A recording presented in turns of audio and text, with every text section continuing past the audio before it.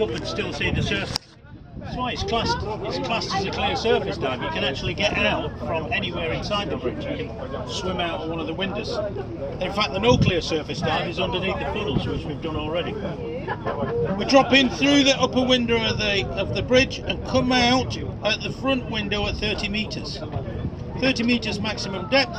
Once we've done that, we come up to about 25 metres where the upper door to the cafeteria is. The cafeteria... Let's have a coffee. Let's have a coffee there. No, the cafeteria, there's nothing in there. There's nothing in there. Sorry, I'm passionate about coffee.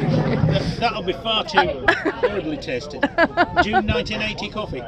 Anyway, so now, as you can imagine, when it was floating in the water, the floor would be like this. Now it's like that, vertical, on your left shoulder.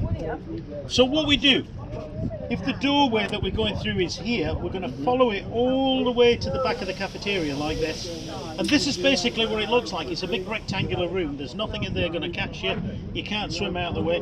We go in through the upper door on the cafeteria, right towards the back. At the back there, what we've got is we've got the serving hatch and also the cold drinks machines. You'll see all them in there. But coming off the floor, and this is a real good advertisement for the carpet manufacturer, coming off the floor is the carpet. Now this carpet has been held vertical since June 1980. Wow. And now it's starting to come off. The more carpet that is coming off, the heavier it is and the faster it's coming off. But you think about the glue that's held that on there. That must have done a really good job. And not only that, but when you rub the carpet and look at it, you can see the pattern on there. The pattern is as bright as it was when it was on the surface. The reason for that, nobody's been walking on it, made a voyage, nobody's been putting chewing gum on it, nobody's put cigarettes on it, Carpet, yeah. nobody's been fighting on it. So we go across, we have a look at the carpet, head towards the serving hatch. Now, the same thing on the going through the cafeteria here. The windows at the top have been removed. So what you can do, even when you're inside, you can look up and see the surface. So you've got that.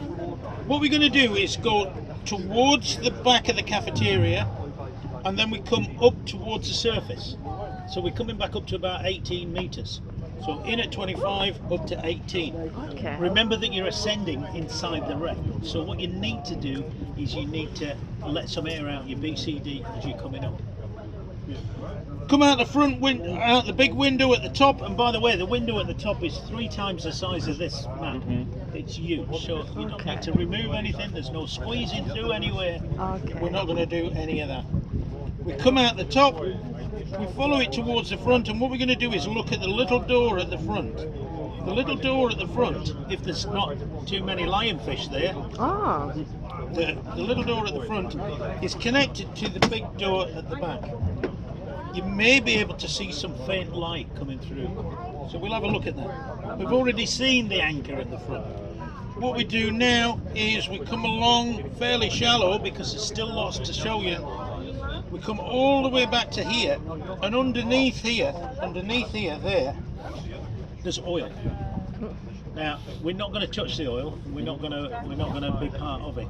But what we want to do is make ourselves neutrally buoyant. Breathe out. When we breathe out, the bubbles go into the oil. The oil separates and comes back and shimmers. It's a really great effect to see that, like something out of an horror film. Don't stick your finger in it or your head though. I had a customer that put his head through it. So when he went like this, his head ended up completely black. wow. And when I turned to look at him, I'm not colour prejudiced in any way, but I thought, I can't remember bringing any coloured people down with me. And when I looked closer, the oil was coming off the top of his head like one of these lava lamps. I sent him up with another member of staff, and at the back, when we finished the dive, there was squirting detergent on his head from the kitchen there and trying to wash it all off. So don't do that, because I'm not much good. I'll be laughing too much. But it wrecks your gear. I could change color. What we do then is we stay underneath here. There's more than enough room to swim underneath, and we follow it along. Now, I don't know why the artist's done this. The funnels are not at the back of the boat there. The funnels are actually here. We go underneath the upper funnel, shallow underneath the funnel. So we're right underneath it, And when you go underneath there, what you'll see is the fish swim upside down, because they assume that the funnel is the seabed. So they swim under it like that, and then they turn like that and swim upside down underneath. Quite humorous to see. There's also a window there that you can stick your head inside. Keep your regulator in there, because I don't know what the air purity is like, so keep your regulator in. You can actually see in there without any torches or anything like that. It's very strange, because the light comes down, bounces off the bottom funnel and comes up into the window. So when you stick your head in, you're not looking into pitch blackness. You can actually see things inside. But the real good thing about this, because you've got your regulator in, and because the water's there, when you breathe, you can just hear how much breath you're taking with everything. It goes like, but it's just so loud, and you know exactly where every breath goes then when you take it. Okay. So we have a look at that. Any air and dive time we've got, we'll go towards the stern of the boat and have a look at the stern of the boat. If we've got to come back up again, then we come back to the line and back up. Now, because we've already got a dive in the computers, we'll be coming up against the no deco time. We don't want to go into deco. To that end, when I point to my dive computer, that means let me know how much no deco time have you got left for that dive. If we've got 5 minutes, for instance, what we'll do is we come up a little bit. If by the time we get to the funnel and we've got 5 minutes, we'd not all be able to get underneath it to go and have a look at that bit. So what we do is swim around the outside and have a look at the top of the funnel, and it always reminds me, the top of the funnel reminds me of a submarine, the top of a submarine. So you'll have a look at that. So that's the dive. Anybody low on air or got no dive time left, what we'll do is we'll aim up together. The great thing was we were all equal last time. Everybody was equal. So we came up, 3-minute safety stop, and that was very good when you did the 3-minute safety stop. We come to the surface then and make our way to the back of the boat. Do you want to know when we're at Oh yeah, definitely, exactly the same. Exactly the same signals, exactly the same procedures. right, so we're at Just let us know. And what I will be doing is I'll be asking how much air you've got as well. If I see you, if I ask you with your computer and you look at your air gauge, I'll go like that. No, think about this. So I'll be watching what you're looking at when you're doing that. Okay. And to let me know how long you've got on your computer, 5, 6, 7. Can't get mixed up with air because I've just seen what you've looked at. A little bit more about the history because we've got time. Funny story first of all. At the front of the boat here, there's a small cabin there that's full of paint they use for touching it up. A diver found it. He found the paint locker, and he decided that he would take a tin of yellow paint out of there and open it underwater. Now, when it came out of the tin, it stayed in a perfectly formed yellow ball. It was just there, a yellow ball. And he thought to himself, I wonder if that's solid. So he touched it with his finger.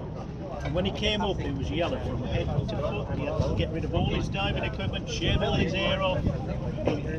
So don't touch any big yellow balls. Sorry. The other thing as well is people ask why have they not salvaged it?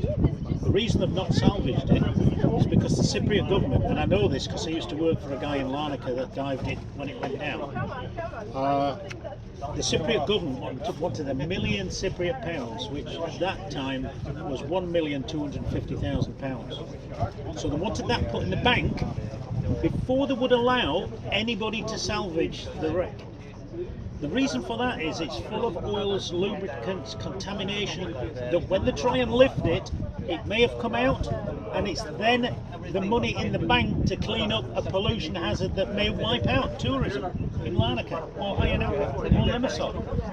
So it's very important that this money was in the bank, and no salvage company was willing to lose $1,250,000 even before they'd attempted to lift it.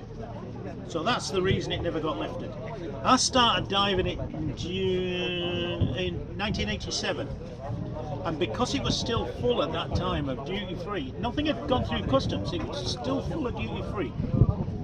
As a soldier serving down here, we had to book in with customs before we could come diving on it. Customs at the marina there.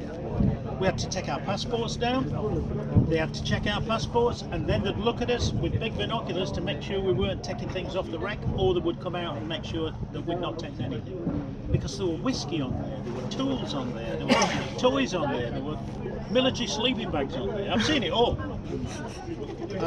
And one of the things that's on there, because I can digress a little bit, you may see it when we look underneath here. There's plastic bottles, blue plastic bottles with black tops on. This is industrial alcohol. And what we used to do when we used to dive it, we used to take one of them, only one. There's still millions of them down there. The truck that must have been carrying them must have had millions and millions of these little bottles on there, probably half a litre bottle. So we used to take one, stick it in the BCD. We'd light the barbecues with it back in base. We didn't drink it, just light the barbecue. It worked a treat. And I think it still may. People were coming up with toys, kids' toys, these little Duplo, whatever they're called, toys. They were coming up with bottles of whiskey shoved inside the BCDs. So more That than was my question, why you didn't put the whiskey in a BCD or in somewhere. If they were watching you, there's nothing. That was only BCD and then you just have it hanging underneath the boat in a bag. yeah, just. I think now everything would be contaminated, even the whiskey, even with the top screwed on, the water gets in there in the end.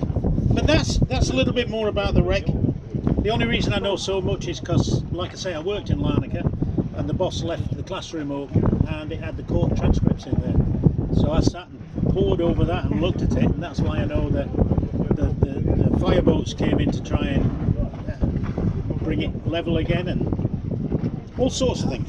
Interesting.